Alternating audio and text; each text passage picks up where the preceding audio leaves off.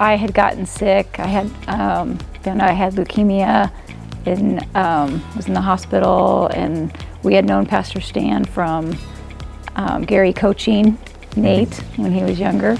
Yeah, we intended to shop churches and shop around, and go to different ones and try to find our church, and that lasted one Sunday, and that was about 28, 29 years ago. So been coming ever since. Been a blessing for sure. I witnessed Don and Clara and Lackey and the impact they had on us of just being sort of relentless about inviting us, and stuff. And then you see Kim and Judy and Smith, and they just are intentional about welcoming and inviting. So then it became a deal where it's like you would intentionally look for somebody that was a little bit new, and sometimes they've been coming for 2 years and you didn't know that or whatever, but and then it's fun to just invite. One of the coolest things was we had met a young gal that in the church. She was sitting by herself, and so we said, well, come sit with us, and she started sitting with us. And then I don't know, sometime later there was another young lady that was sitting there by herself, and I said, Jenny, she's by herself, you should introduce yourself.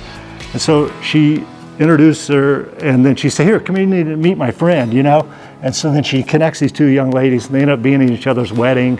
One of them married the other one's brother, and all these cool things, and you're just like, oh, that was God at work. It was just cool to see how that played out. Jenny and I were part of the committee that was raising money, that was trying to encourage people to give for the church and raising money and that sort of thing to come from the old building to the new building. And I remember we would hear these just amazing stories of sacrificial giving. And I remember a couple of the older couples in the church, and they were giving these crazy amounts of what was important. Like they gave, one couple was giving like 60% of their income for 3 years. And I just was amazed by that. And I remember listening to them talk, and they said, we'll probably never step foot in the building because we probably won't make it. And I don't know that they did step foot in the building, but they gave sacrificially. And then I look around our church, and there's all these young families. And I remember Don saying, when he was talking about that, saying that I'm giving for those I don't know, or something. And then you see all the young families, you're like, oh, it was worth it. Yep. Yeah. Yeah. All these young families are going to get to experience kind of what we got with their kids growing up in the church and building friendships in the church and relationships. And that was pretty powerful. So I'm excited about all the young families that are, all the young couples and families. I think also just stepping outside your comfort zone, and I don't like to speak in front of people, so this is not my comfort zone.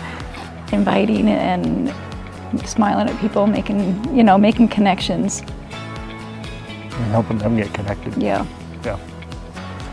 It's interesting. What we do today can lay the foundation for what the next 150 years looks like. Where is this church in that time frame? How many lives have been affected and changed? How many eternities are affected and changed? So if we can just help people grow in their faith and help connect people, I think that will be the biggest thing that we can do as a church family is go and be disciples.